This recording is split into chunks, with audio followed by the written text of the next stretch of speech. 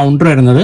ആദ്യം ബില്ലിംഗ് ചെയ്തിട്ട് വേണം അകത്ത് ക്യൂവിൽ നിൽക്കാൻ. ടിക്കറ്റ് അല്ല, ടോക്കൺ എടുത്തിട്ട് വേണം നമുക്ക് ഉള്ളിലേക്ക് പോകാനായിട്ട്. അതൊരു നീണ്ട ഒരു ക്യൂ തന്നെയാണ്, അത് ഫുഡ് മേടിക്കാനുള്ള. അതെ, പുറത്തെ ടോക്കനേക്കാളും വലിയ ക്യൂ ആണ് ഫുഡ് കളക്ട് ചെയ്യാൻ വേണ്ടി. അതുമല്ല, അവിടെ 2 ക്യൂ ആണ്, ഒന്ന് ചായക്കുള്ള ക്യൂവും ഒന്ന് ഫുഡിനുള്ള ക്യൂവും. ഇവിടെ ഇരിക്കാൻ പോലും ഒരു സ്ഥലമില്ല കേട്ടോ, കാരണം അത്രയും ക്രൗഡായിരുന്നു വരുന്നത്.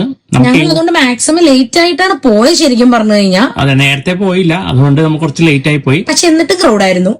നമ്മളിപ്പോ ക്യൂ ആണ് നിൽപ്പുണ്ട്. അപ്പൊ എനിക്കിപ്പോ ടോക്കൺ എന്റെ ആയിട്ട് നമ്മൾ ഫുഡ് കളക്ട് ചെയ്യാൻ വേണ്ടി വന്നേക്കണെയാണ്.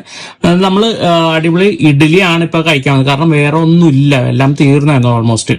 അപ്പോൾ നമുക്ക് ഇഡ്ഡലിയും സാമ്പാറും പിന്നെ ടൊമാറ്റോ ചട്നിയാണ് നമുക്ക് ഇവര് തരുന്നത്. പിന്നെ അതിന്റെ കൂടെ നമ്മള് ഫ്രണ്ടും കൂടെ ഉള്ളതുകൊണ്ട് വട മേടിച്ചിരുന്നു. നല്ല ഹൈജീനിക് ആയിട്ടുള്ള ഇതാണ് കേട്ടോ, നല്ല നീറ്റാണ് അവര് തരുന്നത്.